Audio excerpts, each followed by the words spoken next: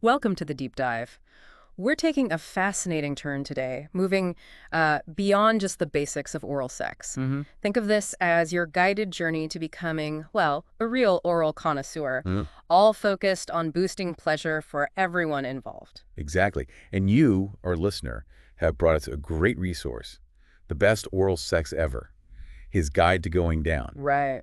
And our goal isn't just to, repeat what's in there, but to really dig into the most interesting and useful bits, Yeah, unpacking. helping you understand not just how to give great oral sex, but also how to make it a truly enjoyable experience for yourself as the giver. It's about that shared pleasure. Absolutely. A pleasure shared is a pleasure doubled, as they say. And what's great about this book is it touches on why this is even something people are thinking about. Right, the motivations. Yeah, whether you're curious about new ideas to try, or maybe looking to navigate some tricky spots in your sex life, or just want to make oral sex more of a priority. Yeah, make it more central. This deep dive should offer some real food for thought. What's interesting to consider is how much our views on this have changed over time. I mean, the book points out that since the sexual revolution in the The U.S., 60s and 70s. right, oral sex has gone from something whispered about to, well, a pretty common part of sexual activity. It's quite a shift in social norms, isn't it? It really is. And when you look at the numbers the book cites, wow, around 90% of people in that 25 to 44 age range have experienced it. That's huge. It tells you something about its role in our sexual landscape today. Right. And while media has definitely played a part in bringing it into the mainstream, the book reminds us to take those portrayals with a grain of salt. Good point. Like articles aimed at men sometimes focus just on the mechanics, the technique, Detached, maybe? yeah, detached from emotion. Whereas those, for women, often link it more to emotional connection and intimacy. It's worth being aware of those different angles. Yeah, definitely something to keep in mind as you consume that stuff. Now, here's a fact that might raise an eyebrow a bit. The book mentions that oral sex is still technically against the law in some U.S. states, like Indiana. Wow. Still. Yeah, it adds this surprising, almost a forbidden element to something so many people actually do. Huh. Makes you wonder how those kinds of legal frameworks, even if they aren't really enforced much anymore, might still play into the excitement, maybe. That feeling of doing something a little bit naughty. Could be. The book even playfully suggests leaning into that idea. But A little extra spice, perhaps. perhaps. So before we get into the how-to and all that, Yeah, the nitty-gritty. let's just touch on some terms the book uses, just quickly. Cunnilingus. Right, that's the term for oral stimulation of the female genitals. And analingus, or, rimming. Anal contact. Exactly. And the book's pretty upfront about the fact that rimming is often considered an acquired taste. Yeah, fair enough. Not for everyone, maybe. Exactly. So let's get to the heart of it, the why behind oral sex, according to the book. What makes it such a significant and enjoyable part of sexual experiences for so many? Well, first and foremost, it seems to come down to sheer pleasure for the person receiving. The book quotes someone named Michelle who says it's incredibly effective for orgasm. Yeah, powerful in that regard. It really highlights its power. What's insightful here, too, is the psychological aspect for the receiver. The book talks about the ego boost, Right. and even a sense of power that can come from being the focus of that kind of intense attention. That phrase, dream lover between her legs, Yeah, that captures it. really captures that feeling of being desired, worshipped almost in that way. And it's not one-sided, which is important. The giver can also get a real kick out of knowing they're providing such intense pleasure. The mental orgasm. Exactly. The book emphasizes that the satisfaction of knowing you're responsible for someone else's sexual release, that's a powerful motivator in itself. And beyond the immediate physical sensations, Yeah. the book really emphasizes the deep intimacy and bonding that oral sex can foster. Yeah, the closeness. The physical closeness is undeniable, isn't it? It even uses this striking image. What was it? A meeting of the cultured, reasoning.self, with what's regarded as another's raw carnal. Wow, that's quite a description. Very evocative. It is, and it touches on that idea of shared vulnerability, maybe, breaking down barriers, which the book suggests can create a really strong sense of connection. Mm-hmm. It even throws in a little historical flavor, mentioning Napoleon's rather suggestive letters to Josephine. Right. Adds a bit of historical context to that intimacy idea. And the book positions oral sex as a real self-esteem booster for both partners. How so? Well, it suggests it can significantly impact how a sex session goes and even have a broader effect on the overall sexual health and satisfaction of a couple. It's seen as a very intimate form of acceptance and connection. That makes sense. And let's not forget the feel-good chemicals. Ah, yes, the neurochemistry. The book talks about the link between oral sex, orgasm, and the release of oxytocin, that cuddle chemical. Right, which can make you feel even more connected and sensitive to touch afterwards. Okay, so that's the why. Now, to really understand how to make this pleasurable, both for giving and receiving, Right, the mechanics and the experience. the book gives us a quick overview of the sexual response cycle. It starts with desire, what gets things going, the motivation. And interestingly, it notes some research suggesting desire might actually follow arousal sometimes, not always precede it. Oh, that is interesting. Okay, so after desire, or maybe alongside it. Comes arousal, or the excitement phase. That's where we see those physical changes, faster breathing, heart rate climbing, maybe the sex flush. Lubrication, clitoral swelling, Yeah. all those signs. Then you've got the plateau, that heightened state of arousal, things building, Maybe into a orgasm, Right, the yeah. peak, right, this with those rhythmic pelvic contractions. The book even includes some pretty vivid descriptions of female orgasm, pure energy, heaven, stuff like that. But it also makes a crucial point. Orgasm isn't the be-all and end-all for sexual satisfaction. Absolutely, critical point. Yeah. And it briefly mentions female ejaculation, sometimes poetically called ambrosia. Right. And finally, Finally, there's the resolution phase, when things return to their pre-aroused state. But the book wisely points out this whole cycle, it's a loose roadmap. not set in stone. Not at all. Mm. Everyone experiences it differently, and it's not the same every single time. The key is being present in the moment. Okay, good overview. Let's zoom in on one of the main tools of the trade here, the tongue. Ah, yes. The book pretty emphatically states that the tongue is a sexual organ in its own right. It really does. And what's interesting is that it's not just about what the receiver feels. Yes. Well, the book includes a quote from someone named Jeff who talks about really paying attention to what your tongue is sensing, the textures, the tastes. Being mindful as the giver. Exactly. And how that mindfulness can actually enhance the experience for the giver, too. It becomes a more involved sensory experience for them. Like a tasty experience, as Jeff puts it. And just for a fun little fact, the book mentions Stephen Taylor. The world record holder. Yeah. His record-breakingly long tongue. It certainly illustrates the, shall we say, impressive reach this muscle can have. Definitely memorable. Yeah. Now, the book gets into the practical side of things with a section playfully titled Naked Twister Gets Naughty, Okay. exploring different positions for oral sex. And it makes the good point that different positions can really change how things feel and, importantly, how accessible everything is. Right. The angle of attack, so to speak. Let's start with the classic approach. What does the book suggest there? Well, variations for the giver, like kneeling versus lying down, and how the receiver positions their legs matters too. Raised, bent, spread out. And props. Yeah, something as simple as a pillow under the hips can make a big difference in angle and comfort. Other tips include gently lifting the buttocks, exploring different locations like maybe the edge of the bed or sofa. Getting creative. Right. And even a gentle push on the lower stomach is mentioned as something to try. Receiver movement is encouraged too. Okay, what about the starfish position? Sounds Okay. exotic. It's presented as a more adventurous option. The receiver's on their back, arms and legs spread out, maybe gently held, which adds a bit of a dominant submissive feel potentially. And the giver. The giver then lies sort of diagonally between the receiver's legs. The book even points out a pressure point on the shin. Sen Yin Chao, Interesting detail. suggesting it can add another layer of sensation. And it notes the receiver might be able to reach the giver's perineum or anus in this position too. Then there's the on your knees or standing position. Yeah, which the book suggests can have a more dominant feel to it. Maybe good for quickies. How does that work?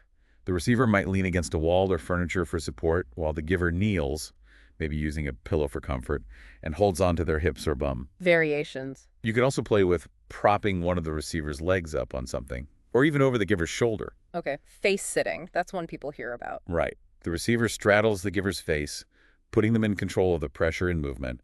The giver is on their back. And needs a signal. Crucially, yes, needs a clear way to signal if they need air or a break. The book is careful to distinguish this from, hardcore BDSM acts like pussy smothering. Right. Important distinction. Are there variations? Yeah, hovering instead of full weight, reversing the position, which might allow for deeper anal tongue access, and even an acrobatic ridge pose 69. Or simply the receiver standing at the edge of the bed while the giver lies down. Lots of options there. What about from behind? Described as inherently hot, the receiver is on all fours, which allows for natural hip movement. And the giver. Coaches from the rear. The book suggests playing with how far apart the legs are. You can also try it lying on your sides or approaching from a perpendicular angle. Any cautions? Importantly, it cautions against trying to replicate those often unrealistic, exaggerated, arched back positions you sometimes see in porn. Keep it natural. Good advice. Bottoms up. What's that? That involves the receiver lying down with their legs up over the giver's shoulders. Oh. The giver then supports their hips or bum. This can be done with the giver sitting or standing, but the book notes it can require a bit of strength. Right. I can imagine. And of course, the famous one. 69, or 69, with its French flair. How does the book describe doing it? Different ways lying side by side is common, or one person on top. It suggests using a pillow for the bottom person's head for comfort. And variations again. It even mentions almost 69, maybe focusing more on one person, and 68, where one person focuses solely on the other, and the very athletic standing 69, involving a headstand. Wow. Though it does acknowledge that 69 in general can be distracting for some, hard to focus on giving and receiving sometimes. Fair point. Right. Okay, positions covered. The book then moves into ways to enhance the experience, right? Exactly. Starting with things like erotic furniture, specialized pillows, wedges, bolsters. For novelty or accessibility? Both. They can add novelty, but also make things more comfortable or accessible, especially, say, during pregnancy or if there are mobility issues. Makes sense. What about taking the show on the road? Huh. Yeah, taking oral sex outside the bedroom is discussed. The washing machine, the balcony, the car. Risky. Definitely. The book brings up things to consider like access, angle, space, comfort, and the whole fantasy element. Encourages a bit of adventurousness. But be practical. Right, while also acknowledging the practicalities and the potential risk of getting caught. Then there's oral core play. What's that about? It's an interesting idea, basically, dedicating a whole date night just to oral sex. Ah, taking the pressure off other goals. Exactly. The book suggests this can reduce that goal-oriented pressure and really build intimacy and focus. I like that. And the importance of kissing. It comes up again. It does. Yes. As a starting point, a precursor. It signals interest, maybe hints at oral skills. Plus the physical benefits. Yeah, the book even mentions kissing can burn a few calories. Mm. But mostly lists reasons why we love to kiss: sexual access, bonding, building desire, reconciliation, dopamine, oxytocin. All good reasons. It also touches on how men and women might experience kissing differently and offers tips for, basic lip care. Keep them kissable. Good tip. Setting the mood is obviously key too. Crucial. The book emphasizes that everyone needs a different amount of warm-up time, and that getting mentally engaged is just as important as the physical. How do you do that? Well, it suggests things like having secret signals to show you're in the mood, leaving flirtatious notes, sending sexy emails, or just teasing with kisses that build anticipation, maybe avoiding the most sensitive areas at first. Building the tension. Exactly. And don't underestimate the power of your surroundings. Create a seductive atmosphere. Tidy up, remove turn-offs like, photos of exes. Definitely. Dim the lights, put on some appropriate music, make an effort with the environment. Okay. Role-playing comes up too. Yes, using fantasies and storylines with oral sex themes is presented as a way to spice things up. Required. Trust, definitely. Open communication, a sense of adventure, willingness to play. The book gives some scenarios like cop and careless driver, psychotherapist and client, bad girl boy, or even a Dracula sex scenario, maybe incorporating light restraints or blindfolds. Interesting. It also touches on the allure of more taboo fantasies, like an oral sex orgy. Right, acknowledging that aspect of fantasy. Okay, let's talk techniques. The real how-to for giving cunnilingus. Where does the book suggest starting? It suggests starting gently, maybe around the mons pubis, applying some downward pressure, and perhaps using your fingers to explore first, before bringing the mouth into play. Okay, a gentle intro, then what? Then you can move into longer licks, sort of like eating an ice cream cone from the base of the vaginal entrance up towards the clitoral hood and then back down again. It also suggests using quicker, cat-like licks for a different sensation. Mixing it up. Definitely. And combining finger and tongue movements. Maybe saving the more direct clitoral stimulation for a bit later, building up to it. And variety is key. The book really stresses the importance of variety to keep things interesting and prolong the intimacy. Experiment with different parts of your mouth, the soft inside of your lips, for example, and utilize different parts of your tongue, top, sides, tip, even the underside. Vary the pressure, too soft, pointed, firm. Lots to play with there. Now, when it comes to the clitoris specifically, that's obviously a key area. The absolute focal point for many. The book advises starting gently here, too. Maybe a wet finger massage to begin with. Easing it. Yeah, hovering and teasing with your lips before making direct contact, then gradually increasing the rhythm and pressure. What kinds of techniques does it suggest for the clit itself? Different things. Gentle sucking, varying the pressure, caressing it almost like you're French kissing, using quick flicks or darts with a firmer tongue, using the underside of your tongue. What about the hood?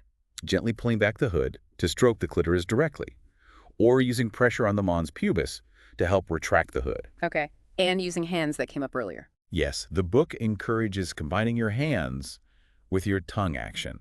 It's not just about the mouth. What can the hands be doing? Lots. Gripping and lifting the buttocks, massaging the perineum, massaging the butt cheeks, reaching up to caress the breasts. Using toys. Yeah, introducing a vibrator with lube is suggested, maybe for G-spot stimulation or just around the vaginal opening, or even using it on the clitoris to give your mouth a break. Good idea for endurance. Definitely. Massaging the anal opening with a thumb is mentioned, exploring inside the vagina with fingers to find and massage the G-spot. What about G-spot massage techniques? Different motions. Yeah. Clockwise circles, side to side, up and down. Huh. The book also mentions more intense options like gently smacking or slapping the clitoris. If that's agreed upon. Absolutely, only if that's something you both enjoy. Yeah. Also, gentle rubs and squeezes, rocking the heel of your hand on the pubic bone, rubbing or tugging the labia, and teasing by momentarily pulling back from direct stimulation. Keeps them guessing. Exactly. The book introduces something called tongue kung fu. Sounds intense. It does. It draws from ancient Chinese traditions. It includes techniques like tongue diving, described as a full-length, firm lick down into the groin, sort of an expression of love or devotion. Then there's tongue flutters. Like a vibration. Yeah, a rapid back-and-forth motion for a vibrating sensation. And tongue scooping, using your tongue like a spoon in a come-hither motion, maybe around the perineum. Interesting names. They are. The section also reiterates that indirect clitoral stimulation can be really effective when direct touch becomes too intense. And it encourages exploring all the genital gems. Meaning? Stroking, rubbing, tickling, sucking, nibbling, tugging, all the sensitive spots. But with a clear warning against leaving hickeys or, obviously, biting without enthusiastic consent. Right. Common sense, but important.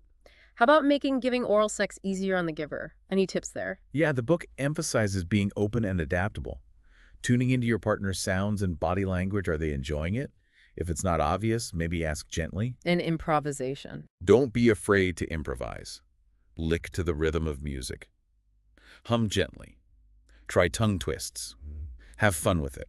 It offers a step-by-step guide too, right? It does, sort of a suggested sequence. Starting with kissing the inner thighs, moving to licking the labia, teasing the clitoral hood, then tonguing the clitoris with different motions and pressures. Taking breaks. Yeah, taking breaks for kisses and compliments is included, then returning to a steady rhythm on the clitoris, perhaps adding a finger inside for combined stimulation.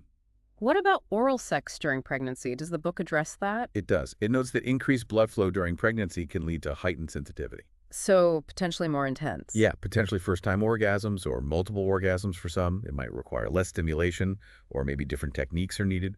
The key, as always, is open communication about comfort and preferences. Makes sense. Now, shifting gears a bit to rimming or analingus, what techniques does the book suggest? Similar principles, really. Gently sucking or circling the anal opening, maybe lightly dipping the tongue just inside the opening. Using similar mouth movement. Exactly. Many of the same mouth, lip, and tongue movements used in other oral sex can be applied here. It also notes that because it can feel quite vulnerable for the receiver, Yeah, I can imagine. they might appreciate more clitoral stroking at the same time, just to stay relaxed and aroused. Good point. Lubricants. How do they fit into oral sex? They could definitely enhance the experience, make things smoother, slipperier. The book discusses different types. Like flavored ones. Yeah, flavored lubes exist. but it notes potential downsides. They can sometimes be drying, staining, sticky, or cause irritation, or even yeast infections. It suggests looking for water-based, glycerin and paraben-free options if you go that route. What about other types? Water-based are generally user-friendly, but might dry out faster. Silicone lubes last longer, but ingesting too much isn't ideal, so look for high-quality cyclopentasiloxane-free ones. Oil-based lubes are a no-go with latex barriers. And warming lubes. Warming lubes exist too, but definitely do a patch test first for sensitivity. And always test any new lube for allergies. Oh, And it mentions biotin for dry mouth, which can be helpful for the giver. practical tip. Edible aphrodisiacs come up too? Yeah, adding a fun, sensual element. Foods, drinks, scents. Examples for oral play. Things like drizzling champagne, using the juices of fruits like strawberries or mangoes, or playing with chocolate body paint, fondue, syrup, Dark chocolate. especially dark chocolate, which is said to increase blood flow. Experimenting adds to the adventure. And don't forget, temperature play, ice cubes, popsicles, minty mouthwash for coolness, or warm water for heat. Lots of creative ideas. What about accessories? Toys. Yes, the book talks about sex toys designed for or useful with oral sex, like tongue vibes. Vibrating tongue rings. Exactly. Glow-in-the-dark ones, waterproof disposal options. Yeah. Also mentions the squeal, which is a rotating wheel thing with soft tongues. Huh. Any reminders? Yes. Spit out your gum beforehand. And use a G-spot vibrator, maybe simultaneously. And a crucial safety point. Don't use anal toys vaginally without thorough washing or changing condoms. Very important. And it reassures readers that toys are enhancers, not replacements for a partner. Good clarification. The book then shifts tone a bit, right? Into sacred oral sex approaches. It does. It delves into ancient Eastern philosophies, Hindu, Buddhist, Tantric traditions, which view sexual energy as divine. The goal being. Transcendence, oneness, joining bodies, minds, and souls, harnessing sexual energy. Extended orgasms are seen as a path to deeper, almost cosmic connection. Requires really tuning into the senses. Does it mention specific texts? Briefly mentions the Kama Sutra, emphasizes its focus on kissing as the start of passion, Yeah. but notes it has limited detail on cunnilingus itself. It highlights its encouragement of exploring kisses and arousing touch generally. Other texts? Later texts like the Radharatna Pradipika describe yoni kisses, seeing the yoni symbolically as a flowering lotus, the clitoris as the bud. Kissing releases energy. It emphasizes enjoying the taste and smell of fluids as natural and sacred. Specific techniques. Yes, things like the pressing yoni kiss, outer-inner yoni tongue strokes, kissing the yoni blossom. Other sacred techniques mentioned have names translating to sucked up, stirring, and sucked hard. What about Taoism? The book notes that Taoism traditionally honored cunnilingus, believing it could increase the receiver's longevity by conserving qi through ingesting vaginal secretions. Female ejaculate was seen as sacred ambrosia. Wow, very different perspective. It also mentions creating a sacred space. Yeah, planning sacred seductions. Creating a sensual environment with specific imagery, candles, bells, fruit offerings representing yoni and lingam, color choices, fabrics, and anointing the body with essential oils like rose or sandalwood. Honoring the body as a temple. Okay, quite a spiritual dimension there. Moving on to owning your pleasures, which seems to be about addressing issues or difficulties. Exactly. Tackling potential roadblocks, like avoiding the same old routine by changing things up. Don't get stuck in a rut. Right. And don't ignore other hot spots on the body. Be mindful of clitoral sensitivity. Know when to ease off if it becomes too much. Be present in the moment, not distracted. What if the giver has reservations?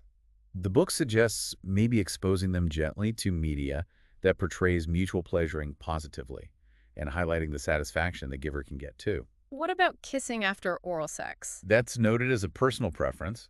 Some people are fine with it, others aren't. Communication is key there. And common concerns for the receiver. Addresses things like the good girls don't inhibition, worries about menstruation, suggests discussing it, dealing with stubble if the giver has facial hair, ask if it's an issue, fear of losing bladder control, reassuring it's likely female ejaculation, and worry about losing control emotionally or physically, needs reassurance. Psychological barriers, too. Yes, negative beliefs, relationship issues. These can interfere. The book suggests letting go using positive affirmations. And the question of whether oral sex counts as sex. The book highlights that this varies hugely. It depends on personal definition, whether orgasm occurred, who was giving receiving, thoughts during the act, even who you're talking to about it. The main thing is to clarify the meaning with your partner. What about past trauma? A sensitive but important point. Sexual abuse history can obviously create triggers. The book advises a very gradual exploration, with control firmly in the hands of the survivor. And how to receive pleasure better. Making friends with your genitals, positive affirmations, self-knowledge. Okay. The book also touches on general health and relationship benefits. Briefly, yes. The general benefits of positive sexual interactions. It even mentions that often cited research linking regular sex to happiness levels, comparing it to financial gains. Interesting comparison. Chapter 9 gets into genital perceptions, right? Body image stuff. Yes, and it stresses how feeling confident and knowledgeable about your own body is really key to enjoying oral sex, both giving and receiving. Common concerns. Worries about smell, taste, appearance, performance. The book notes that favorable genital perceptions correlate strongly with engaging in and enjoying oral sex, maybe even more important than overall body image during sex. Comparisons to porn. It cautions strongly against comparing yourself to unrealistic porn portrayals, often waxed smooth, airbrushed, unnaturally uniform. It emphasizes that symmetrical vulvas are rare, warns against risky vaginal resculpting surgeries, and encourages looking at educational materials showing diverse, real vulvas. What about smell? That's a big worry for many. The book normalizes it. Everyone has a natural signature scent. It advises breathable underwear, notes sweating increases odor, but that a mild, maybe yogurt-like vaginal odor is normal and changes through the cycle. A strong, foul odor might indicate infection, though. Importantly, a lover's natural scent can be a real attractant. Hygiene tips. Avoid douching, vaginal deodorants, harsh perfume soaps. Wash the vulva simply with warm water, maybe mild soap. Baby wipes can be handy. Trimming pubic hair is a personal choice. Talc-free powder or light fragrance near the pubic bone, not directly on the vulva, are okay if desired. And taste. Primarily salty, influenced by sweat, discharge, diet, things like garlic or onions might affect it. Some say citrus fruits sweeten secretions. Exercise can impact it too. Again, open communication is the best approach. What about hygiene for analingus? Gentle cleansing of the anal region with a moist cloth is usually sufficient. It mentions enemas, but advises they should be mild, infrequent, and definitely not relied on for STI prevention. Okay, chapter 10 is all about communication. Sounds crucial. Absolute vital. Talking about oral sex is key for resolving issues and enhancing pleasure. But it can be difficult, right? Lack of opportunity, maybe negative reactions in the past. So how do you do it? The book stresses sharing wants and difficulties with patience, respect, and no judgment. It offers rules of engagement for these conversations. Like what? Undivided attention, sincerity, respect, positivity, using open-ended questions, taking breaks if needed, validating feelings, reflecting back what you heard, expressing gratitude, and things not to do. Dismissing, interrupting, using sarcasm, speaking in absolutes, pushing expectations. How to even start the conversation. Maybe you request permission to talk about it. If a partner is unresponsive, state your feelings and concerns using I statements, perhaps suggest counseling if issues persist. Communicate with the goal of being heard, not necessarily changing the partner. Active listening, showing appreciation, self-disclosure, highlighting positives, encouraging more talk later, physical support like holding hands. These all help. Nonverbal communication matters too. Definitely. Body language during these talks is important. The book also mentions negotiating roles, like dominant-submissive preferences, and how sex talk itself can be foreplay. What about feedback during the act? Asking about preferences. How does that feel? More pressure, softer. Encouraging your partner to tell you what feels good or bad in the moment. And keeping oral sex sexy through talk. Yeah, affectionate, romantic, sensual, seductive talk. Or dirty talk, if that's your thing. And don't underestimate the power of sounds, moaning, gasping. Yeah. Even silence can be powerful. Okay, brings us to safer sex and health. Very important. Extremely.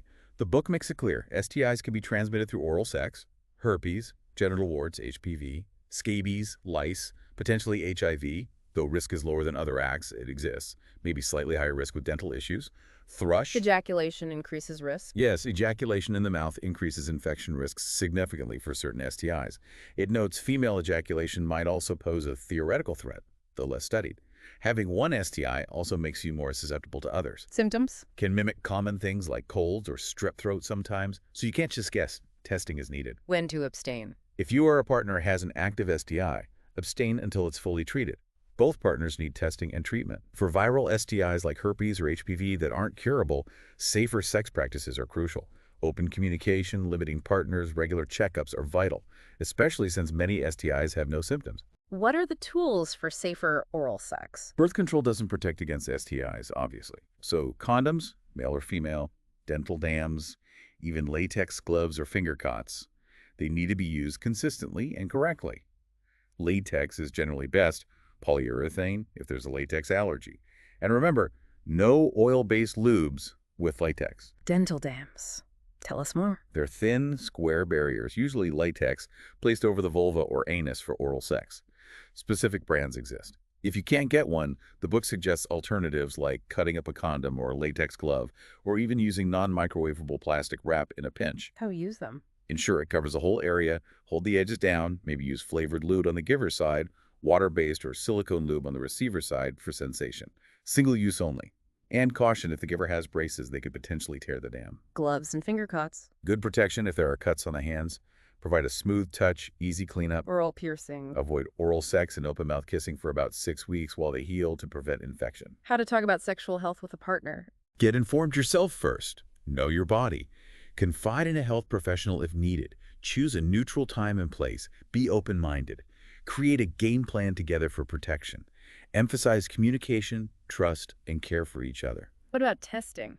Standard tests exist for HIV, hepatitis, syphilis, chlamydia, gonorrhea, but there often isn't a routine test for herpes or HPV, especially in men, unless there are symptoms. You might need to ask specifically for certain tests. Setting personal rules. It's your responsibility to protect yourself. Reevaluate your rules with new partners or situations. Set personal guidelines, maybe barrier use always, requiring recent testing, etc. Okay, final chapter. Maximizing her orgasmic potential. Right. Orgasm is highly coveted, as the book says. And oral sex is a major route to orgasm for many women. Sometimes the only way. For some, yes, or the easiest way, or the way to have multiple orgasms. The importance of clitoral stimulation is huge. Over 70% of women need it for orgasm. It cites percentages of women who regularly climax from oral sex and prefer it even over intercourse sometimes. Other types of orgasm. Briefly mentions others. Nocturnal, sleep, cervical, nipple, anal, even spontaneous orgasms. Simultaneous orgasms. The dream for 69. Desired by many. Requires pretty synchronized arousal levels, though. Not always easy to achieve. Incorporating other hotspots. Yes, combining oral with stimulation of the G-spot, leading to a blended orgasm described as deeper. The bum, grabbing, spanking, massage. The perineum, inner thighs. Communication is key to know what works. Tips for maximizing response. Variety and technique. Focus on sensation, not just mechanics. Remember to breathe. Conscious warmth energy from the giver. Encourage receiver activity. Pelvic floor contractions, self-touch. Use vibrators. Tease by building anticipation. And the book ends by touching on the other side, giving oral sex to men. Briefly, yes. It notes surveys suggesting the majority of women enjoy receiving oral sex more than giving it, though a small percentage thoroughly enjoy giving. Main motive for giving. Often cited as returning the favor, which can lead to discomfort if it feels like an obligation. A woman's main motive might be pleasing her partner rather than her own enjoyment. Same concerns apply. Yeah, the same concerns hindering enjoyment of receiving, body image, past experiences, etc., can hinder enjoyment of giving.